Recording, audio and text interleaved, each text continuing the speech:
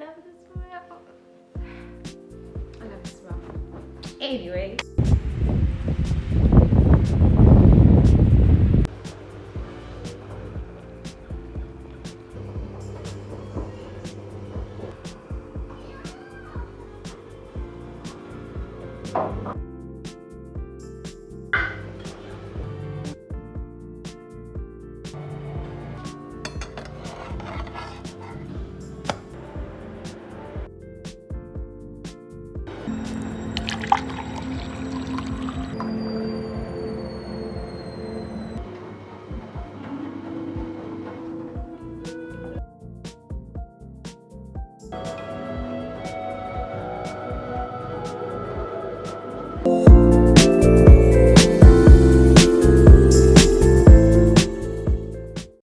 Hello beautiful souls, welcome back to my channel. I am the mother, mommy on a journey, the ever evolving woman.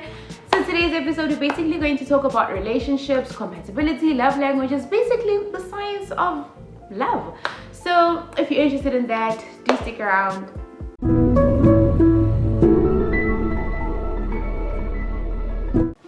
Okay, so today's video we're going to be talking about relationships, the science behind relationships and so forth. So basically, as human beings, we have this desire to form connections with other human beings because we are social beings.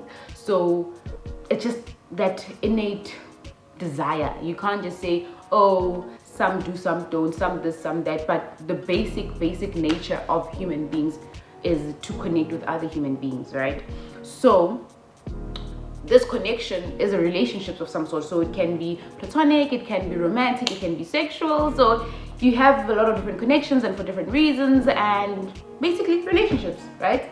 So today I wanted to talk about the science behind it, sort of, and what basically happens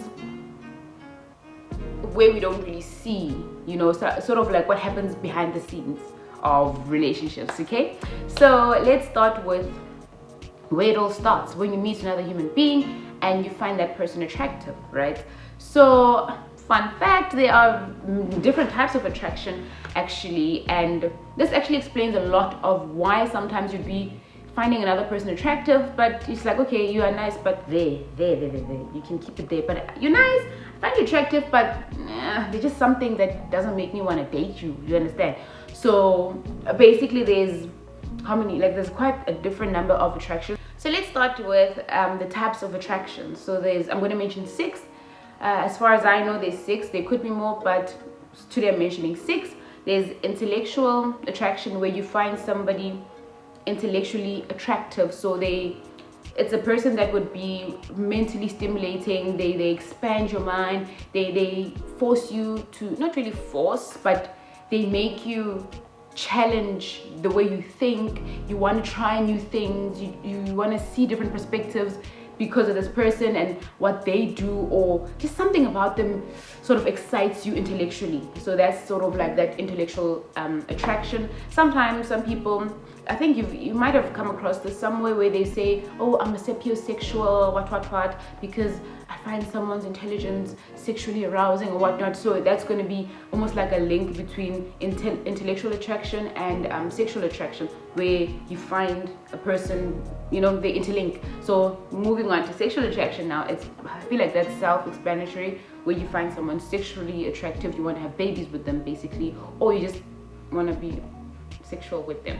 So there's that. And then you get emotional attraction, where you are attracted to someone emotionally, so you want to share your emotions with them. You like it when they share their emotions with you.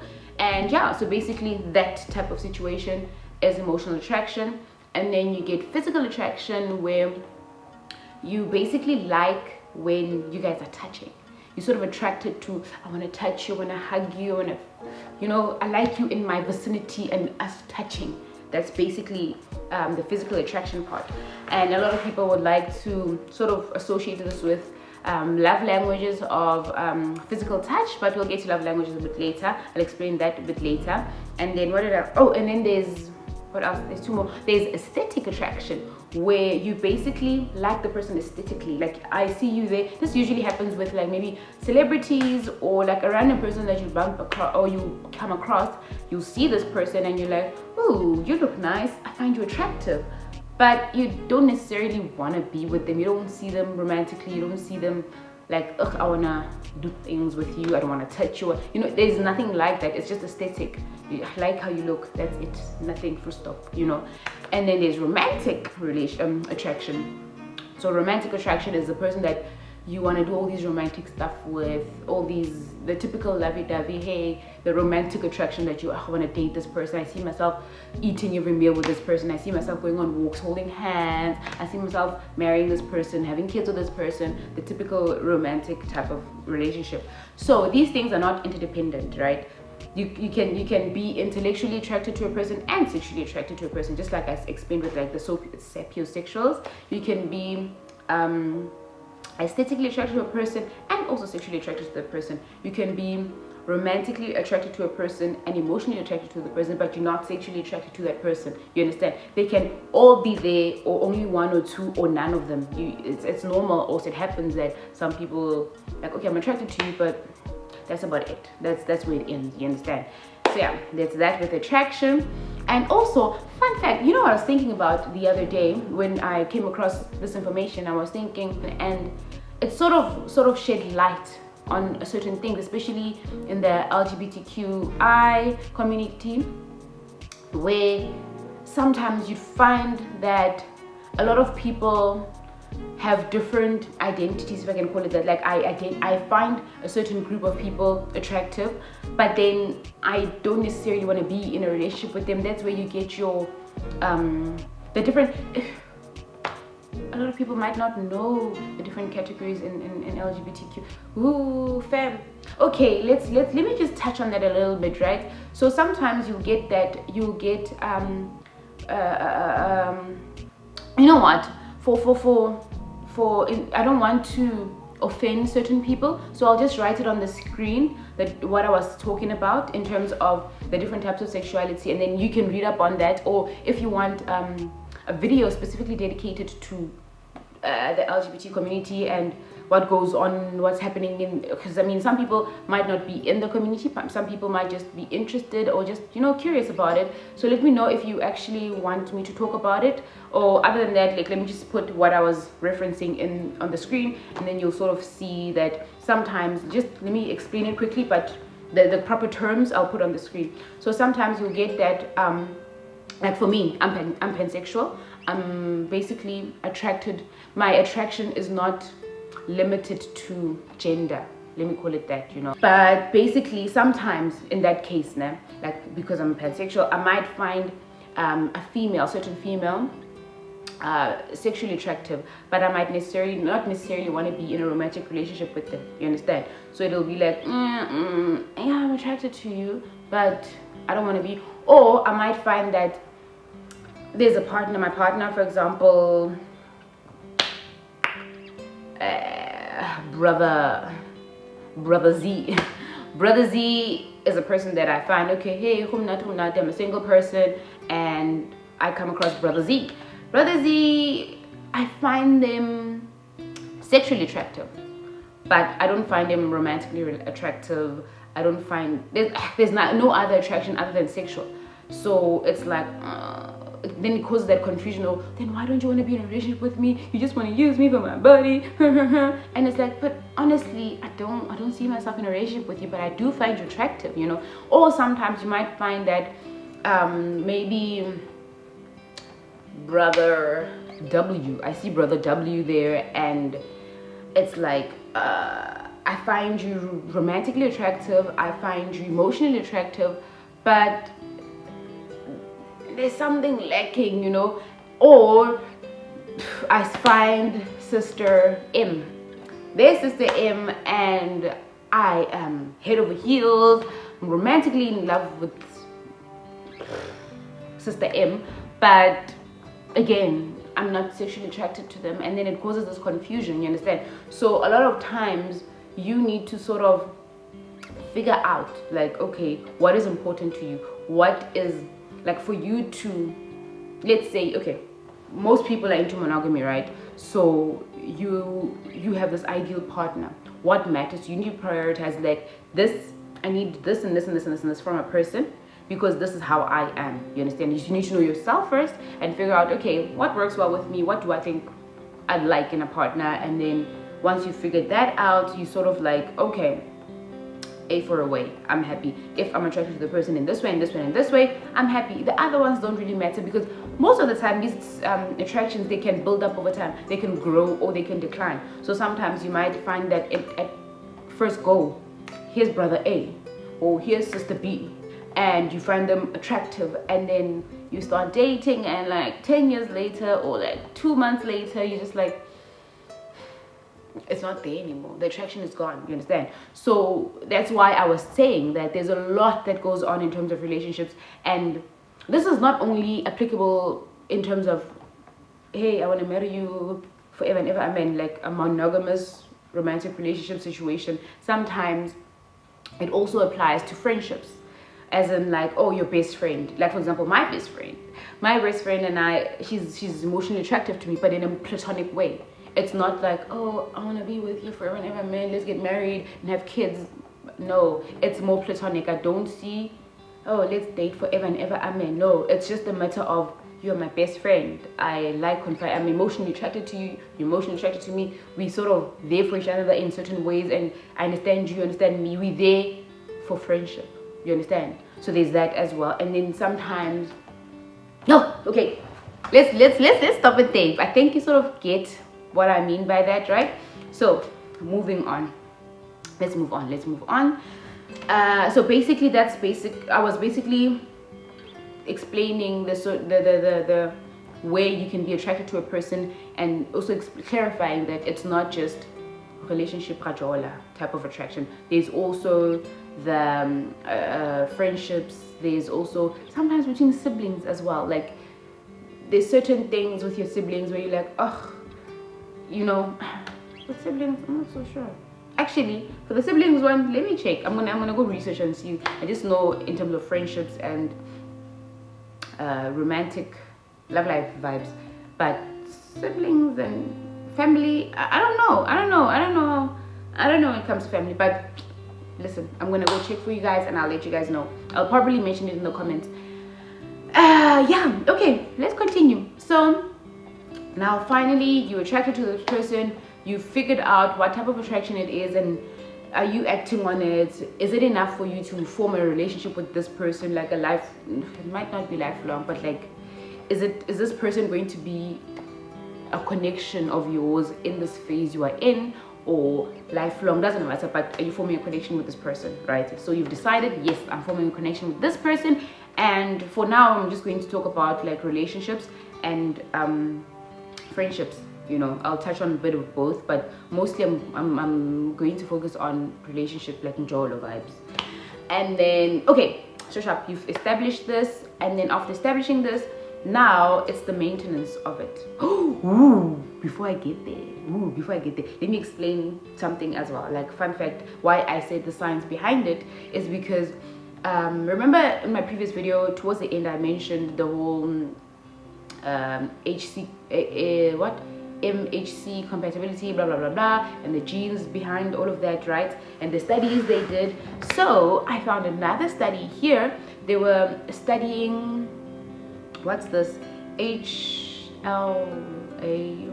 hold on. So they were studying the HLA, human leukocyte antigen. So basically, well, this is my field, genetics. So basically, got excited.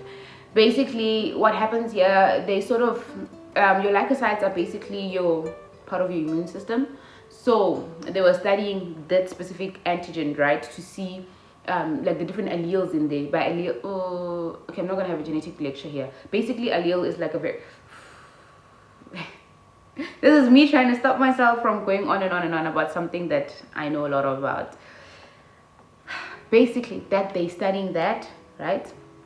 And they were trying to test why women find men attractive. So in the study, what they did was they got the men, to wear a shirt for 2 days. so that they can get all their sweat on it, right? And then they got the girls to come, the woman came to smell the shirts and find which one smells most attractive, right?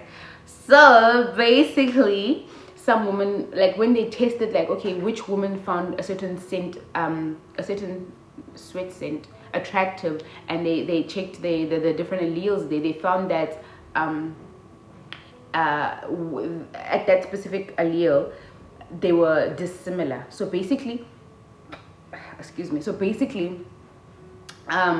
women would find men attractive according to the differences. So the more different you are, the more they would find you attractive. But you must still be compatible, but you must be different, you know. So behind the science behind that now is that, so you as a human being, you want to ensure that your offspring can survive in nature, right? And then that their generations will survive. So for them to survive, you need to give them as much diversity as possible, because in nature things can change, and for you to be able to adapt to the change, you need to be equipped with all the tools. So if, let's say, you have a lot of diverse genes, a lot of different types of genes, a lot of different, you know, alleles of that gene and all of that, so you basically have a lot of tools. So if anything happens in nature and a certain allele, a certain group with a specific allele or specific gene die off and they can't survive in that environment, then you still have other tools so you can still survive. So the more diverse you are, the more chances are of you surviving, right? So that's what you want to pass off to your offspring. So that, now back to the study, when you smell someone and they like dissimilar, they say dissimilar, they have dissimilar alleles, meaning they're not the same. So basically, it's sort of, now when you guys have babies, they have the male will have a certain gene's allele and you have another allele of the same gene, and then it's you basically, your children will have both instead of just yours, or someone that will, if you found a partner with the same allele of the same gene, you will have the same stuff. And then if the other gene is now more dominant and more thriving in the environment, your species, your lineage will die off. So now because there's different, they have both, your children are more likely to survive, because then they'll adapt to the other one, you know, that other one will be activated. So funny how science sort of explains attraction, that it's not just, oh, I'm attracted to you, it's not just a feeling, there's also that. Okay, now that's the biology side. Oh, also remember that science is sort of like calculated guesses, it's not always accurate. So there's a lot of things that, sure, there might be tens and thousands of studies of certain things, but it's just basically like democracy, like majority rules, right? So yeah, we've been testing this for so often, and it shows that it's more frequent to happen, but there's still always that 1%, 2%, 20% or whatever that might not fit these studies, you know. So keep that in mind when I'm mentioning this. So now that's on the biology side. So on the psychology side, you know, when psychologists always ask you about your childhood, you always see these things of, oh, how was it like growing up? How was your mother like? How was your father like? What type of environment did you grow up in? How's your teachers like? And what did you do as a kid? What type of things did you experience as a kid? Because psychologically, it's explained that in terms of attraction, who you find attractive is basically stems from your childhood. So basically, let's make an example with your primary guardian, either your mother, your father, or if maybe you were adopted, your adoptive parents, or maybe if you lived with your grandparents, your grandmother or grandfather, or basically the first 5 to 7 years of your life, whoever was basically your primary caregiver, the one that gave you food, clothed you, washed you, helped you with life basically and surviving, that person. And obviously, sure, you'll have like secondary, tertiary, whatever, all the other people that also may have contributed to that, but mostly it's your primary caregiver. And obviously also, if you're going to school, your teacher becomes your primary caregiver at school during those hours, and then you go back home, and you understand. So there's a lot of factors to consider just with the side, the biological side, as I mentioned. That there's a lot of other factors that you need to consider, that it might not just be that's not the only, because I mean with the biology thing, they only studied one and a specific antigen, a specific gene, a specific allele of a gene. So what about all the other genes? What about all the other factors? There's also environmental factors. There's also, there's also other aspects. So here as well, with the psychology as well, there's also other factors, but mainly with the studies that have done, it shows that with your primary caregiver, the way they show love to you and the way you need love sort of forms the foundation of the love you would want later in life. So for example, if now we moving into the love language thing, right? So let's say, okay, let's first explain the love languages. So typically there's 5 love languages. I just feel though that they sort of blend in with one another, but just for the sake of trying to distinguish and form a sort of structure to this, let's name the 5. The first one will be physical touch, where almost like the physical attraction, physical touch, where you show love or see love. So with love languages, it's more of what you perceive as love and what you give out as love. It's not just, this is physical touch is my love language and that's it, that's how I see it. No, sometimes you, to show a person love, you might be physically and touchy and huggy and hold handsy, but for you to feel love, you feel like, okay, I want to get gifts. So which is what receiving of gifts is as a type of love language. So you want to receive gifts all the time. Okay, not all the time, but when someone gives you a gift, for you that's like, oh, this person loves me, but you give love as physical touch. So it can happen that it's not the same love language for you to show and to receive, you see. So anyway, it's physical touch, it's receiving of gifts, it's words of affirmation, where you like hearing, almost said sweet nothing, shame, it's not sweet nothing, you like hearing words that affirm you, like you need that affirmation from the person that you love. So like, oh, I love you, you like hearing it often, or you're so beautiful, you like hearing it often, or oh, that's great, you did a great job, or I'm proud of you, or you just like hearing words that affirm a certain thing in your life, right? So that you are beautiful, that you are loved, that you are cared for, or that you are acknowledged, or that you are noticed, or such things, you see. And then you have what is it, acts of service. That's my love language. Acts of service, where it's sort of like when, for me to show you love, I do something for you that is helpful for you, right? Like let's say I know that you've had a rough day, and when you get home, for example, you're not gonna want to make food for yourself and eat. You're just gonna feel like, oh, I've been having such a rough day, I just wanna sleep and lay down. But I'm like, okay, because I know you still have to do 1, 2, 3, 4, 5. I'll do it. So guys, my camera got cut off, so a lot of what I was saying is gone now. I was talking to a dead camera. But anyway, the point of the love languages, I think most of you might know most love languages. It's your words of affirmation, physical touch, words of receiving gifts, acts of services I just mentioned, and quality time, where you want to spend a lot of time with that person. Doesn't matter, you can just sit in silence, as long as they are in the same vicinity, you're happy. So there's that. And then yeah, so basically in terms of psychology, now I'm taking it back, it's basically like you either get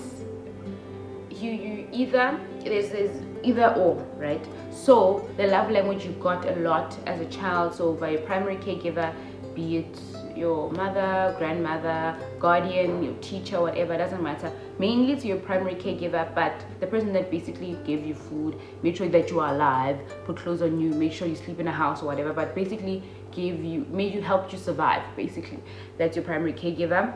And then your primary caregiver usually at school is in your teacher, right? But usually it's the primary, the one that you live with the most, because that's where you spend your most time. Then secondary is probably going to be your teacher or whatever, and then your aunts, uncles, community, whatever. But basically from a specific person that is their main responsibility is your life, basically, you know.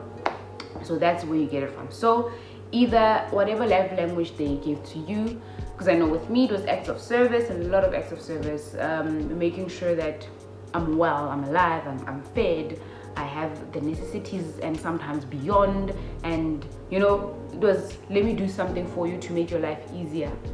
And that's why it's my love language. But sometimes it happens that in the same scenario where someone is showering you with acts of service, you sort of, that's you crave something else. For example, let's just say you craved quality time, you craved gifts, you craved words of affirmation. I don't know, let's pick one.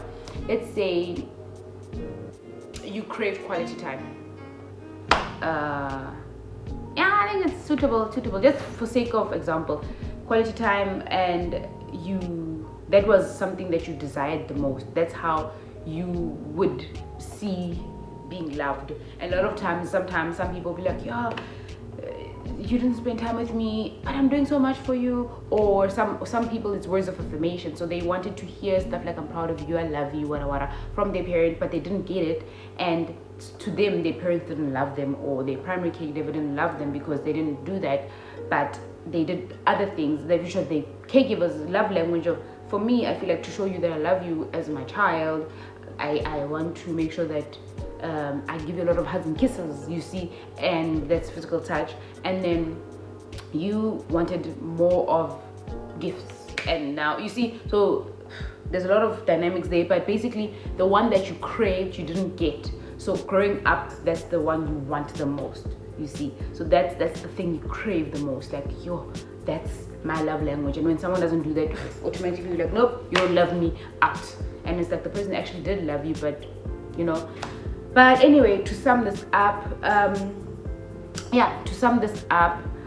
basically it's not, as what I'm saying is not like written on stone and whatnot.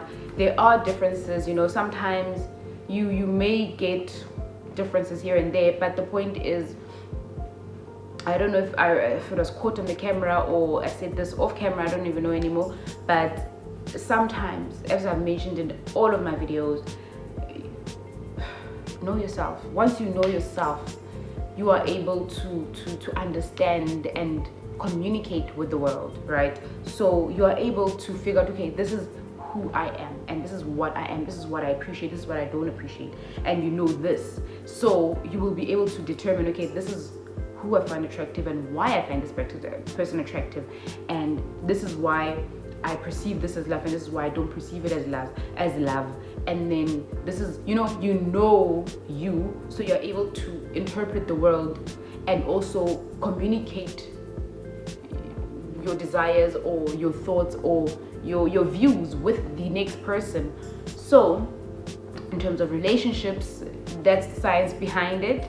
And yeah, that's basically what goes on behind. There's genetic factors, there's environmental factors, which is, you know, and there's psychological factors. Some people experience traumas out there, and sometimes people may behave a certain way because of certain traumas, and you might assume, oh, that's a love language, but that's actually a defense mechanism, or that's like a protective mechanism which helped them through the trauma, and they sort of somehow adopted that as their personalities, you understand? And then you wonder why they have so many inconsistencies sometimes, because it's themselves and the ego of the trauma that's sort of like now assumed part of his personality or her personality, and then like, but sometimes you appreciate this, but sometimes you appreciate that, but I don't really know. But there's also other dynamics that contribute. So basically, in terms of love and relationships, know yourself first. That's number one. You need to know yourself so that you are able to know what you want from the next person, why you want it, and communicate that to a person, and then you can form healthy relationships, you know. So yeah, that's basically it on the science of love. Thank you guys for watching. I truly appreciate it. Love you.